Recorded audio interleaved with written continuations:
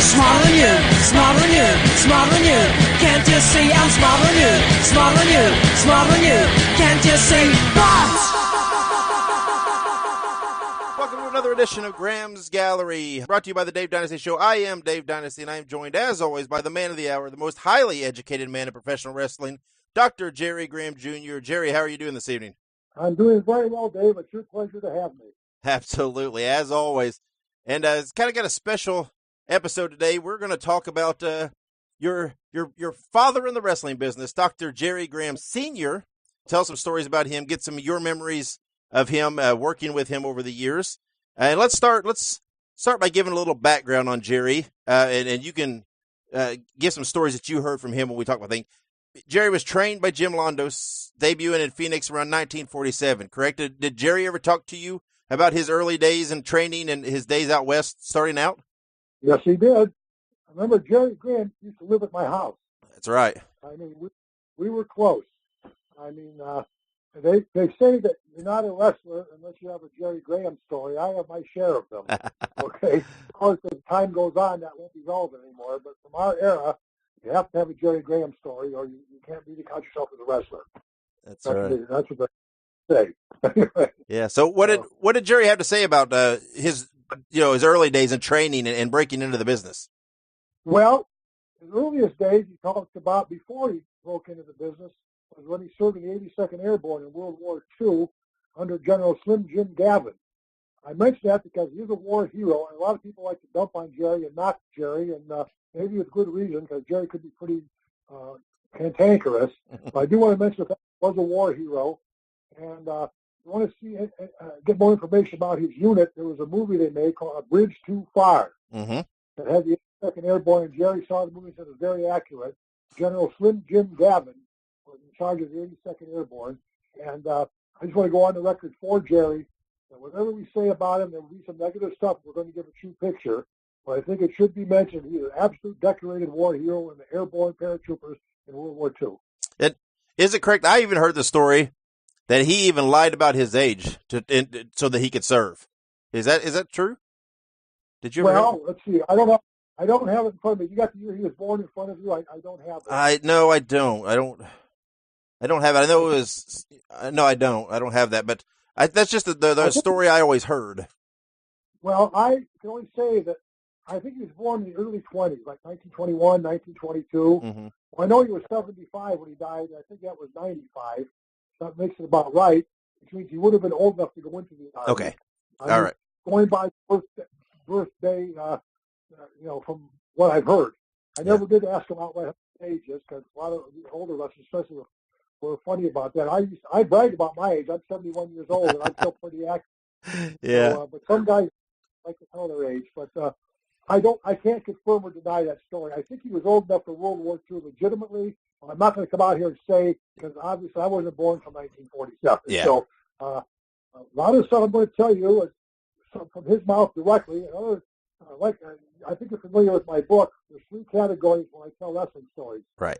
The ultimate truth that I saw with my own eyes, the confirmed truth that came from sources that I believe, and the urban legend. I don't want to say lies. I'll just say urban legend.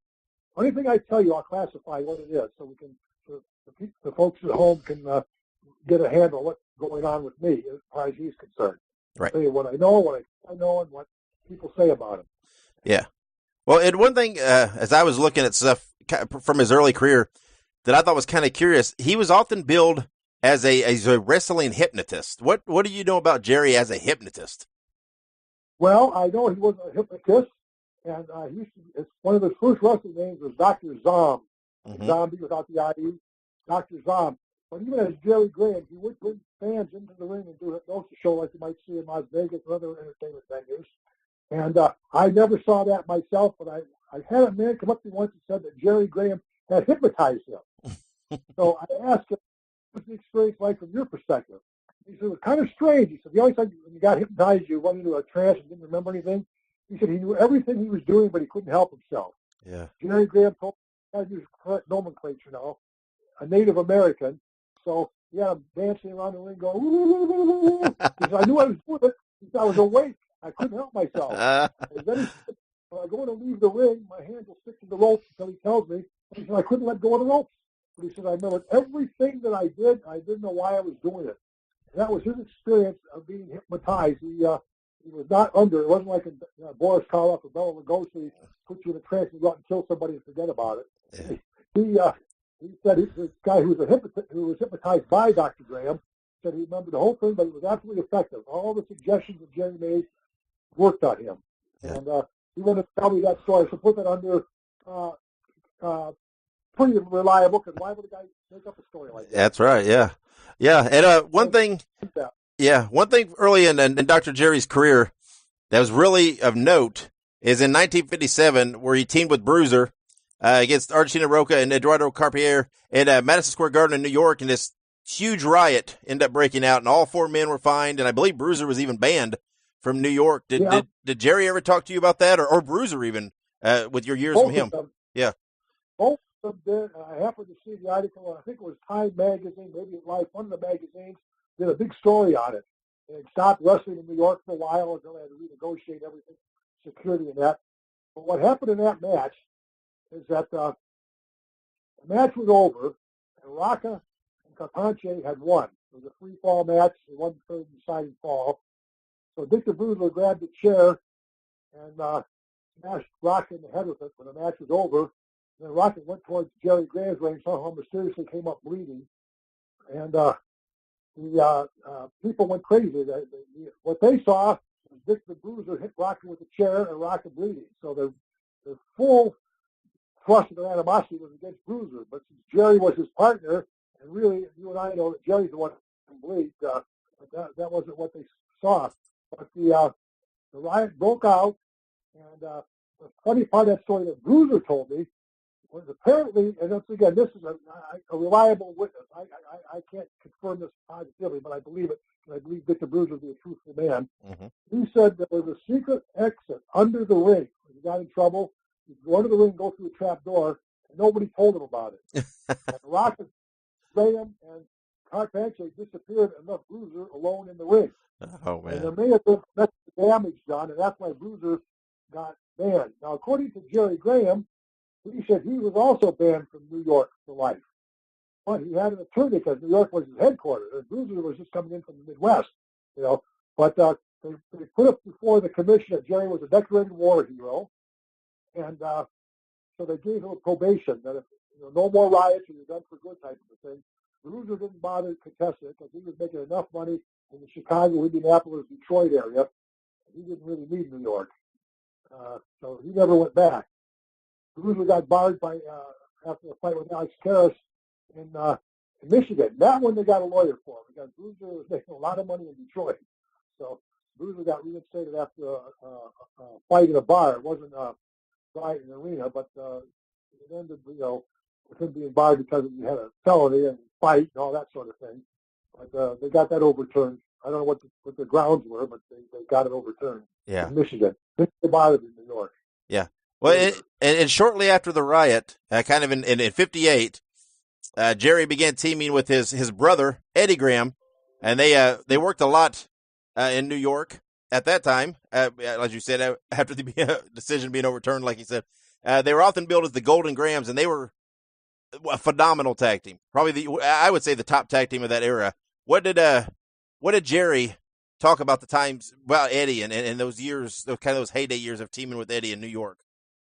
Well, I could tell you, Herodotus, the famous Greek philosopher, said circumstances rule men. Men don't rule circumstances. The big tag team in 57 or 58 was the Fargo brothers, Don and Jackie Fargo. And they were drawing a ton of money themselves. According to Gerry Graham, I'm going to put this under a story that I believe. Okay, he said that in Washington, D.C., there's a huge gate. The Fargos held Vince McMahon Sr. up. They wanted more money, or they weren't going to go out. That's called holding up the gate. If you're a star and you're responsible for the money, I can give you other examples of that, but that's for another day, I guess. So Vince had nothing to do but pay the Fargos what they wanted because he couldn't give all the people their money back. It'd be much cheaper. I forget how much more they wanted, but Vince acquiesced in their demands. And Gerry Graham told Vince, you don't need those guys. He says, I got a guy in Tennessee, he called him One-Eyed Eddie Gossett because he had an eye that was kind of twitchy. He said, bring him up here, I'll make him my brother, and we'll draw just as much money, if not more, from the Fargos. So after the little incident, Vince fired the Fargos and brought Eddie Gossett / Graham up, and it just took off. It was like Dean Martin and Jerry Lewis. So they just teamed up in the first week. They took off. So the Grahams took off, and interesting side note, Jerry said, as soon as I started making money, Eddie went and got a surgeon to fix his eye. They just let him fix the eye. So, no, they were fantastic. They were drawing tons of money in the entire Eastern Seaboard, not just New York, but Philadelphia, Boston, Washington, D.C., Baltimore, and all the little towns like Hartford, and places like that as well. It was really a great time. Jerry would talk a lot about things that happened to him in those days. And the money was fantastic, and where Eddie saved his money, became a big promoter, Jerry couldn't spend his money fast enough on this party, and it was really sad because you're making that kind of money, you should put something back. Yeah. This is that time where you hear all the stories of Jerry, lighting cigars with $100 bills and all the vehicles and everything else. And, and this is also around that time here in those next few years where you hear that, Dr. Gerry Graham became the favorite wrestler of Vince McMahon Jr. and that Vince had dyed his hair blonde and was dressing like Jerry and riding around DC in the area with him. What did the doctor ever tell you about a young Vince Jr. and hanging on with him and running around with him? Did he ever talk about that? Yes, he did. He told me that he bought Vince a set of weights for his 14th or 15th birthday. He bought him a set of weights to start working out with. He was very tight with the family. And the power that Gerry Graham had, I got to back up just a second here. Before we go any further, we've talked about this before, Dave, but I'm talking about there's two distinct sets of skills that make up wrestling. One is the wrestling with the ability to pull off what the promoter wants, and two is the ability to think of things, the ring psychologist. And many times the guy that's not a wrestler is a great psychologist, and many times the guy that's a great wrestler has got a clue what to do, but if he's told what to do, he can execute it. Ric Flair would be a good example of that. Dr. Gerry Graham was a genius. When he was sober, he could think of things to do, and he had Vince McMahon's ear. And many things that they have did, the angles, the things in the garden, was Gerry Graham's ideas. He had Vince Sr.'s ear, and this is why his life ended so tragically, because if he could have stayed sober on a straight and narrow, he would probably had a job with Vince Sr. for life. Maybe when he got too old, maybe as a road agent or something. But Vince really, really liked him, and he really made a lot of money with Jerry's ideas. And yes, Vince Jr. really liked Jerry, and he pushed the McMahons to the limit when they tried to help him later on in his career, and they said enough was enough. And as much as I have a strong dislike personally, as I talked many times before, to Vince McMahon Jr., I never met Sr., but I heard he was a very nice man. I never questioned the fact that he was the greatest promoter of all time based on the fact that he made more money than anybody else. And that's what promotion's all about. But even then, I think Junior had enough too, and I'll take his side on that because getting what they tried to do, what they did for Jerry, and what happened. I'm happy to talk about that, but we'll stick with your lines of questioning first. But there's a lot of truth to that. That McMahon had Jerry's ear for anger, even for other matches. We should do this, we should do that. So he was a pretty powerful position at one time. He had McMahon's ear. That's something.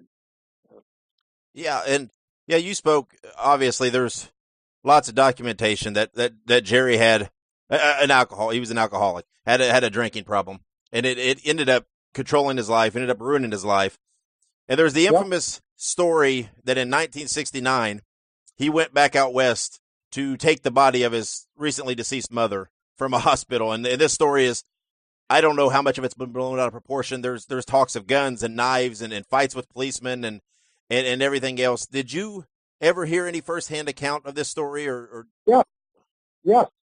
Gerry Graham told me about it. He said he just snapped. His mother died. I've seen right up he had a shotgun. Jerry told me he had a pistol. But it doesn't matter. He went in armed. There's no question he went in armed. He didn't know what he was going to do. He took his mother's body and took it out of the hospital. He didn't know what he was going to do. He snapped. He had a breakdown.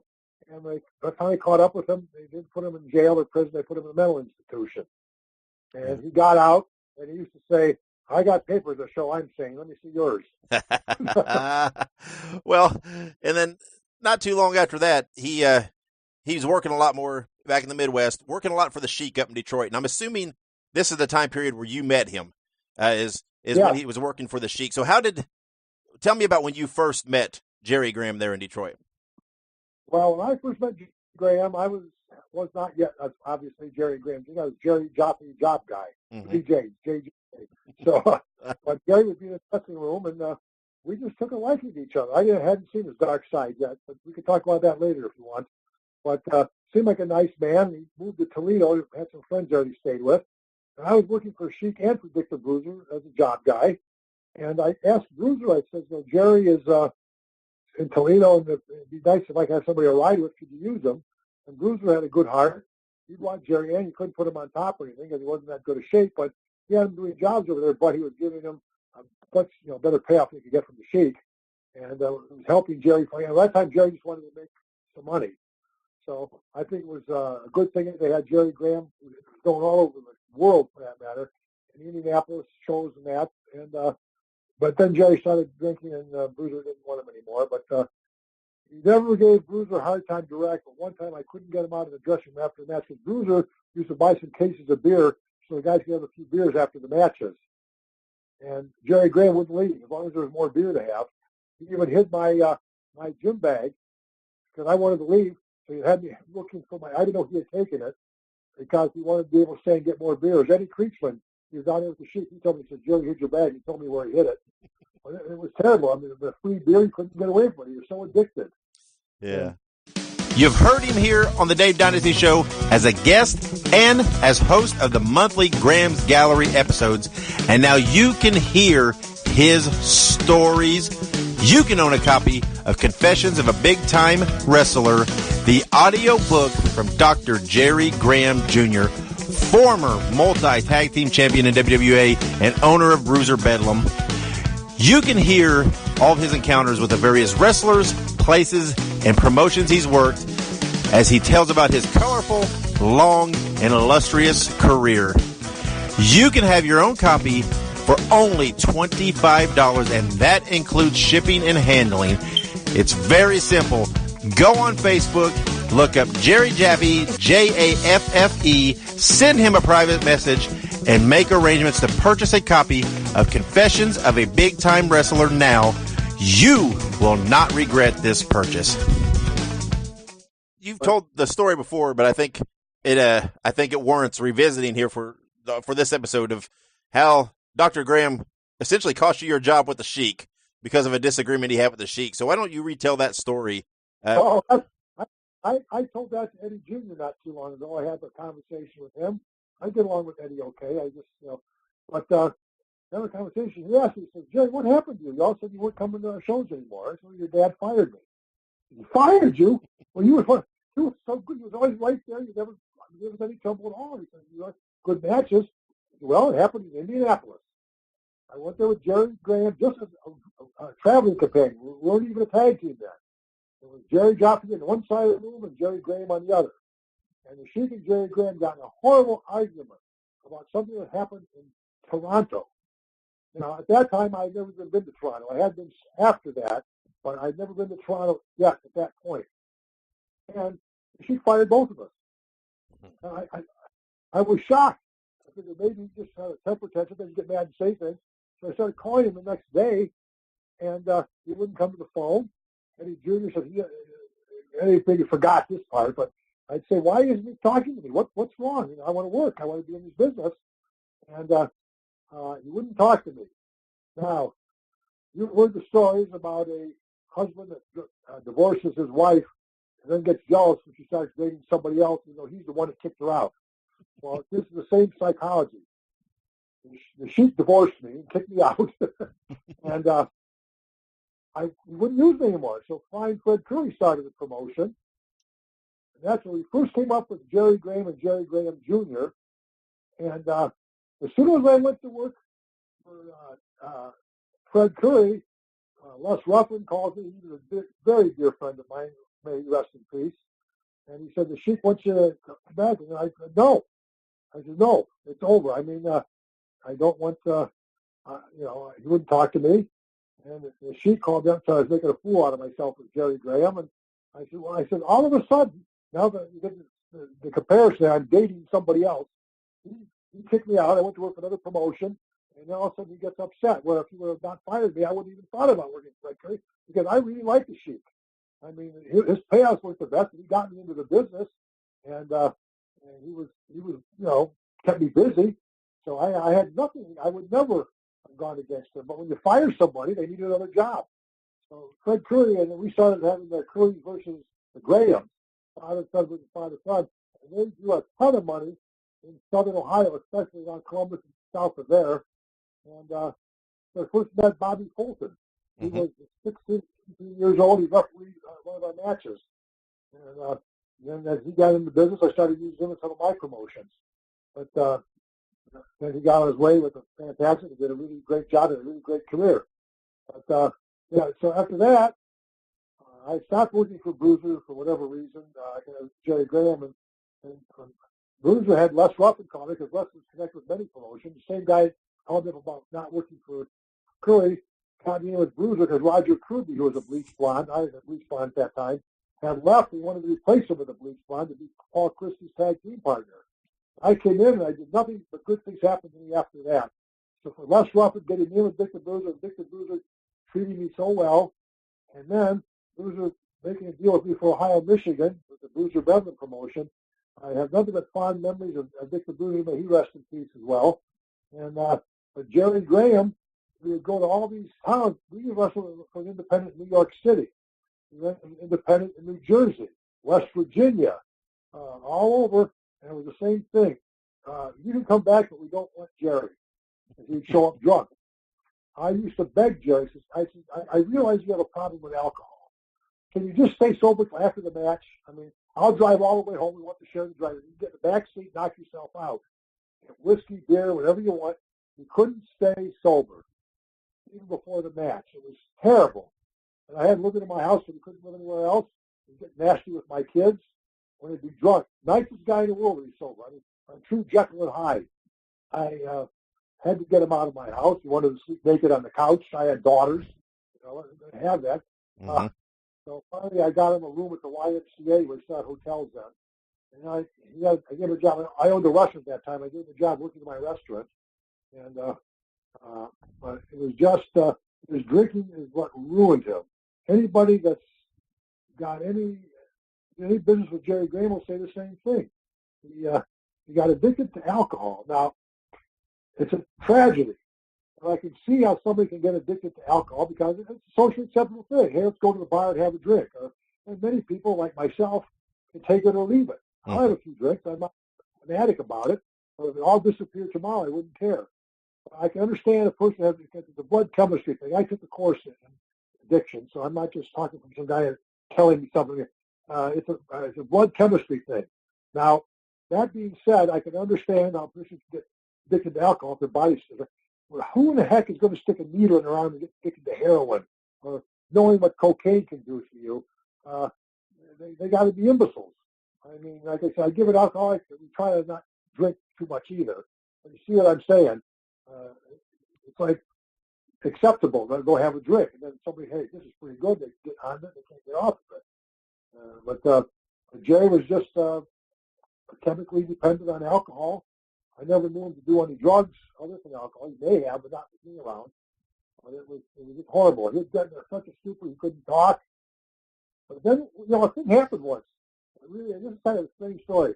When I was just Jerry Goffey hanging around, Gerry Graham and Eddie Creechman and Martino Angelo were going to do a radio call-in show, and I just tagged along. I wasn't part of the show. At that time, I was just refereeing and stuff. I wanted to just be on the wrestlers. So I was fascinated with Gerry Graham's. He was sober then. He was so sharp. He was just so quick with what they asked him. He had a convincing answer for it. Okay, I sat there. Years later, I'm with Dr. Gerry Graham as his son. But I hadn't had my first match yet when I did that radio thing. But this was maybe 10 years later. He looked at me in the car. He was totally stupid. He said, "Don't think I don't remember you at that radio station with Eddie Creechman and Angelo, because I saw you there. I knew you wanted to be my partner then."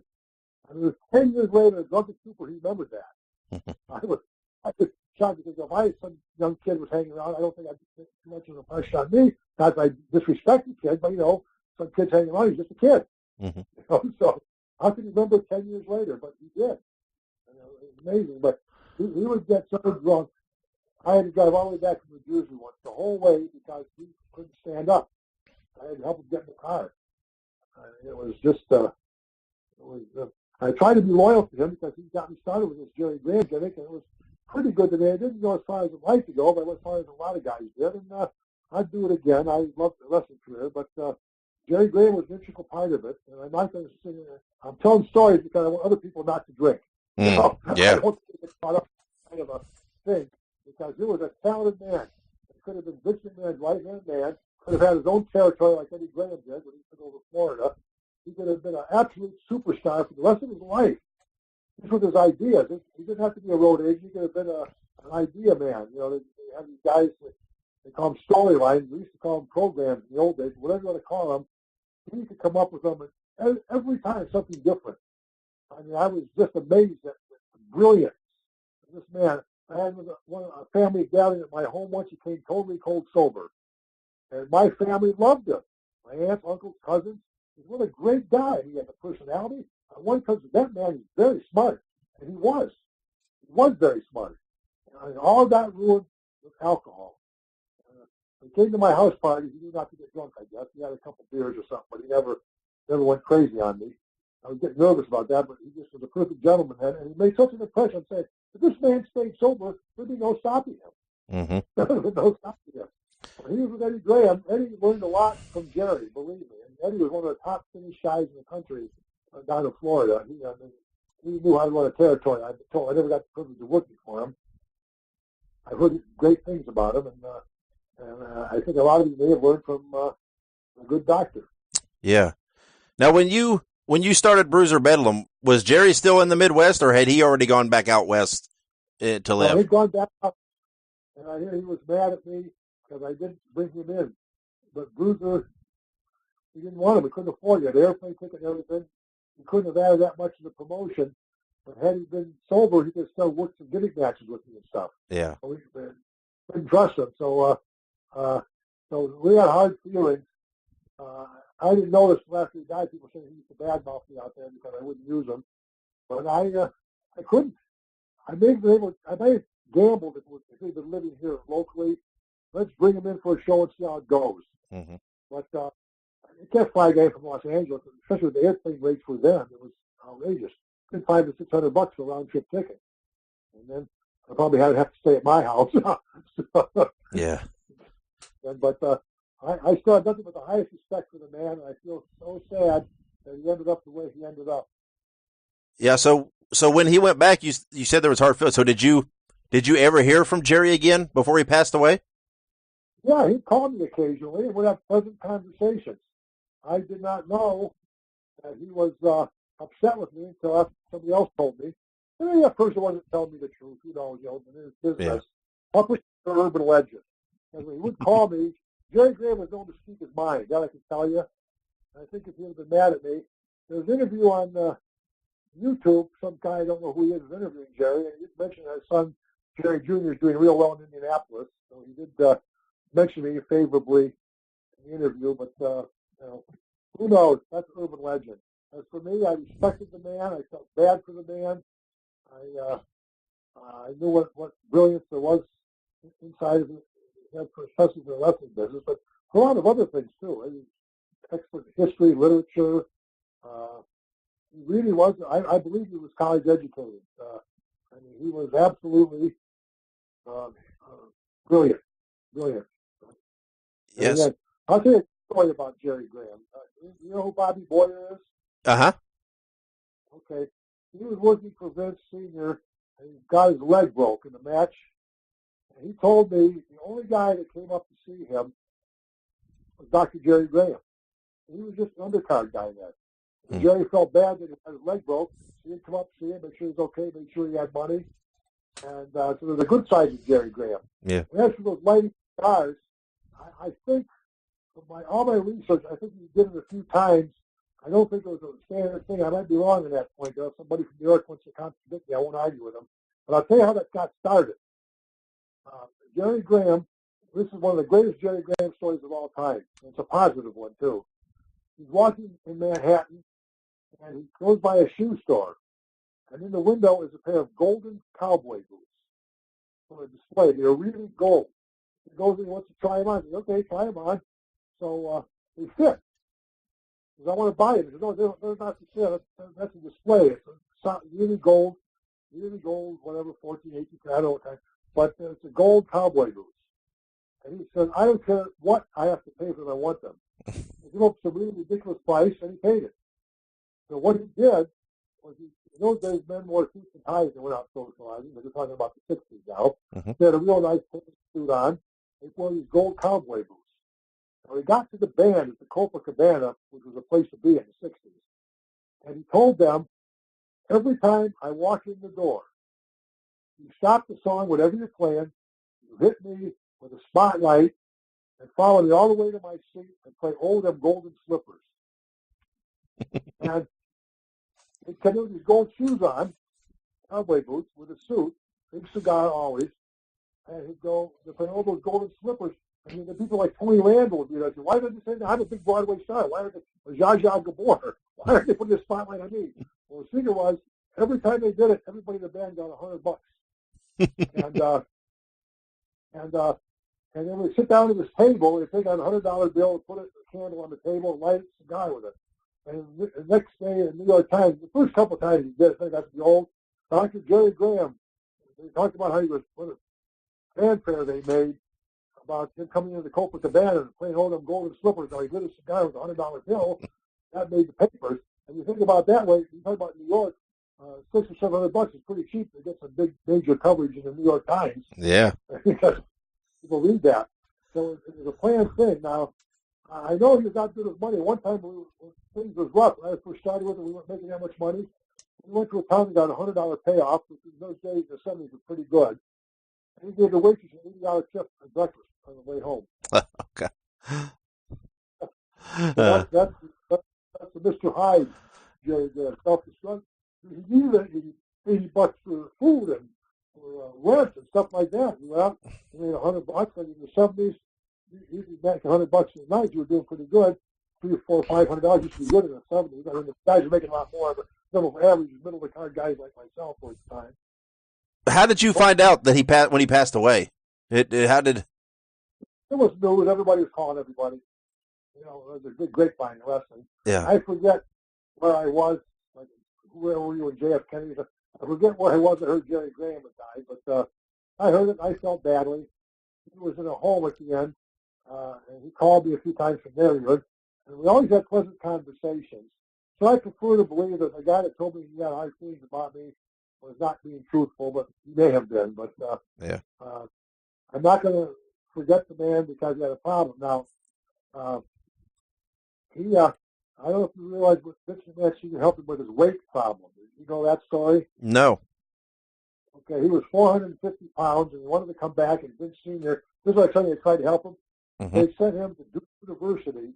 They have the best weight loss program in the country. It was at Duke University. It cost thousands of dollars. And Vince Sr. sent Gerry there. He went from 450 to 235. And he told, and Gerry used to tell me, I lost more weight than you weigh. So then Vince wanted to get him to get in shape to come back to New York. So he asked the Los Angeles boys if they could use Gerry to match it. In exchange, they sent the Wizard, Ernie Roth, out to be Jerry's manager. And Gerry was doing okay out there. He had the Wizard for a manager, help with the talking, and he was staying sober. And then he figured it's time to bring him in. Now, my source for this story is George Steele. George Steele was a good guy, and I believe this was, I don't think he'd make this up. But it turns out he wants to contradict me. And rest in peace, George Steele, too, because he was a very dear friend of mine. But he told me that they used to do 2 days of taping session in Pennsylvania. I forget the town, maybe Hamburg, Pennsylvania. This is for the whole month. They have 2 days of taping. And as a courtesy of the guys that wrestled there, they'd get their hotel room paid for, and they'd get a meal, dinner the night after the first taping session. didn't pay for all their meals, would have like a banquet type dinner. So, according to George Steele, Gerry Graham didn't do very well in his match. I don't know whether he was drunk or whether he was just too old. I don't know. But anyway, when they had the dinner that night, Gerry showed up with some drunk he met at a bar. He was totally plastered. Totally done. He couldn't even talk distinctly. He had trouble enunciating, whatever. It was terrible, according to George Steele. I wasn't there. This is a formed source, I believe, but I wasn't there to see this. They went back to his room and trashed the whole room. They had to pay for the room that he trashed, and that was it. You see, I talked about earlier, they tried to help him. And if that story is true, I'm going to qualify with I didn't see it, I wasn't there. I don't think that George Steele was a liar. He was a pretty good guy, straightforward. And this was Mark Lewin and Campero Supo. And they were talking about Gerry. This was the 70s. They were talking about Gerry's return to New York, and Mark Lewin was very upset. He said they laughed at him. And Mark liked Gerry Graham. And Mark made a lot of money with Gerry Graham. Mark Lewin and Don Curtis used to wrestle with Graham Brothers a lot. They made a lot of money.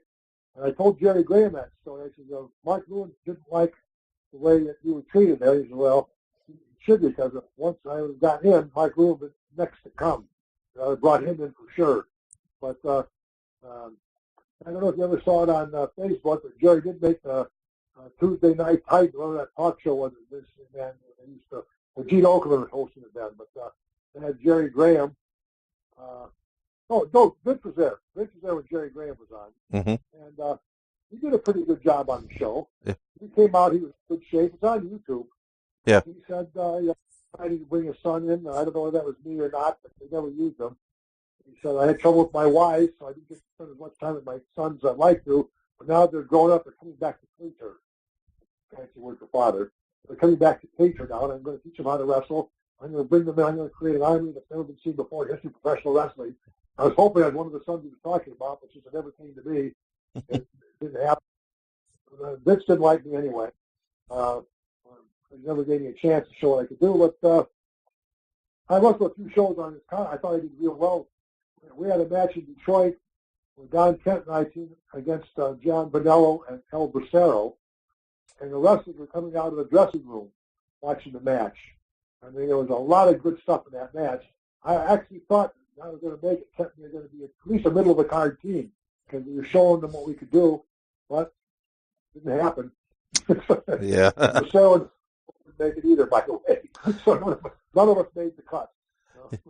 Yeah. So when you look back at Dr. Gerry Graham and you spent so much time with him and worked with him so much, if you had to lay it out there on how people remember Dr. Gerry Graham, because you hear all these stories again that we've talked about, and we've talked about the two sides of Gerry Graham, what would you hope people would take and remember of him? That's a loaded question because what I hope and what is real are two different things. Okay. What I hope they would remember is that Gerry Graham was a genius in the sense of a Vincent Van Gogh who went mad. Vincent Van Gogh cut off his ear and mutilated himself, what have you. He was a genius that had a horrible addiction, and things should have gone a lot better for him, and they didn't because it was tragic. That's how I want them to remember Gerry Graham. They make a big joke out of him now all over the place. And I don't appreciate it. And you know what I'm talking about because you talk to many people, and I'm sure you've got a lot of negative feedback about Dr. Gerry Sr. Maybe you haven't. I don't want to put words in your mouth. But what have you heard from other people? Yeah, what you hear most is the negatives. The story about, his mom and that incident and all the arrests and the alcoholism, and people seem to forget the positives that he did and the talent that was there. And it is a little more joking than instead of more of a tragedy, which it kind of is. So I want him to remember. You asked what I want him to remember as is a tragic genius. Right. Many people that were geniuses had tragic lives. And I feel badly that he's remembered like as a joke. The bad thing, I'm not saying wipe them away. I'm saying it was part of the tapestry of his life that he painted. But why did these things happen? because he was at a horrible addiction that he couldn't get under control. And when he was sober, I saw both sides of Gerry Graham. And I'll talk about him, but I talk about it with love, like if you had a favorite uncle that was an alcoholic. You wished you could help him, you couldn't. Yeah. And you have to say the guy ruined his life with alcohol, but he was my uncle and I loved him. So I'll say Gerry Graham was my adopted father because I love my real father, Max Chaffee, and he rests in peace. But Dr. Gerry Graham is my wrestling father. He was like an uncle. I wish people would give him the respect. The man that accomplished what he did as a addiction man years early in the 50s and 60s when he was top of the heap. And I know people gave him chances. The Sheik gave him a chance. It didn't work. The Bruiser gave him a chance. It didn't work. We can go down the list. But that's what I wanted to be remembered, as a genius that was ruined by an addiction. I would hope that the upcoming, all the drugs and alcohol we've heard about with the wrestlers since then, that's what I was getting at when I was talking about stupid. You know, people know more about these addictive substances, even cigarettes now, than before. And it's just nothing. There's no positive. If you're an alcoholic, don't drink. And you know if you're an alcoholic, you know. You know, it's a tough one, but the longer you go, the harder it is to stop. You know that they have many countries in the Middle East or the Muslim countries where they don't believe in alcohol.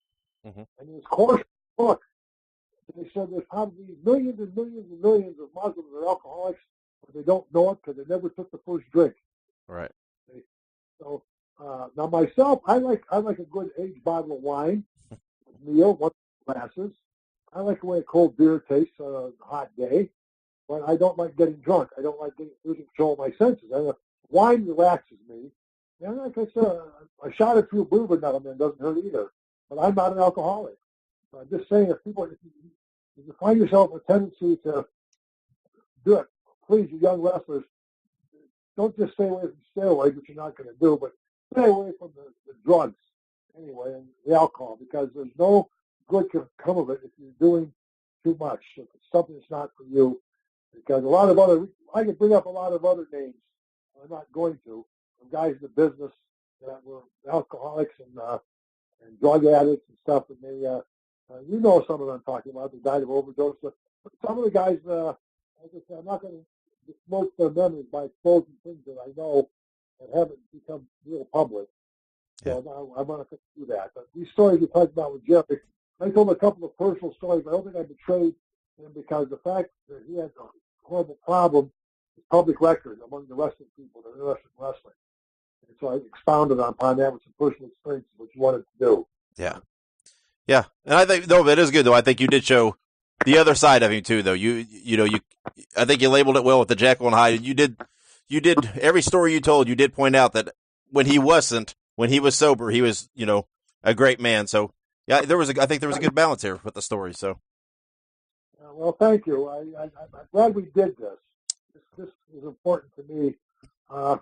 I don't, the WWF Hall of Fame. I guess Jerry's inducted in there somehow. That's probably not. That's whoever Vince wants in it. But I'd like to see get put in the Wrestling Hall of Fame, the real one, which is in Texas now, I believe. They moved it from New York to Texas, if I'm not mistaken. If he's not already in there, he should be. Right. He should be a Hall of Fame. But, it's not for me to say. Yeah.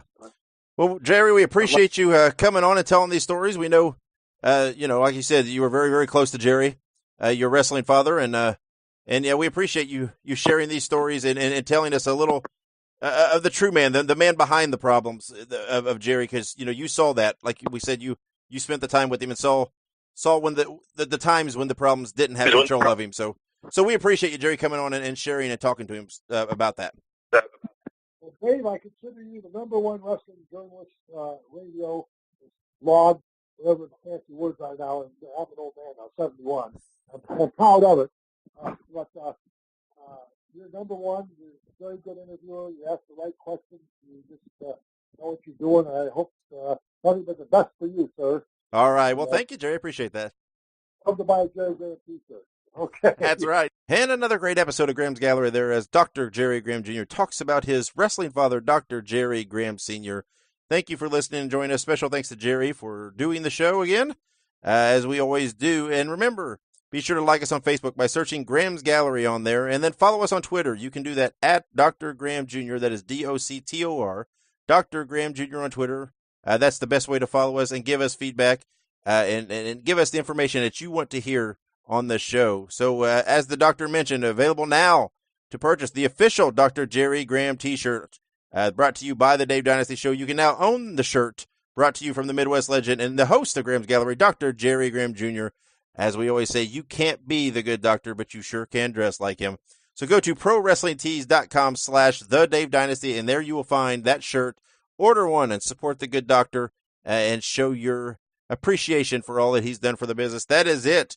We will be back next week with the regular episode of Dave Dynasty Show. Until then, be good, be safe, and keep on growing. Smarter than you, smarter than you, smarter than you. Can't you see I'm smarter than you, smarter than you, smarter than you. Can't you see? Bah!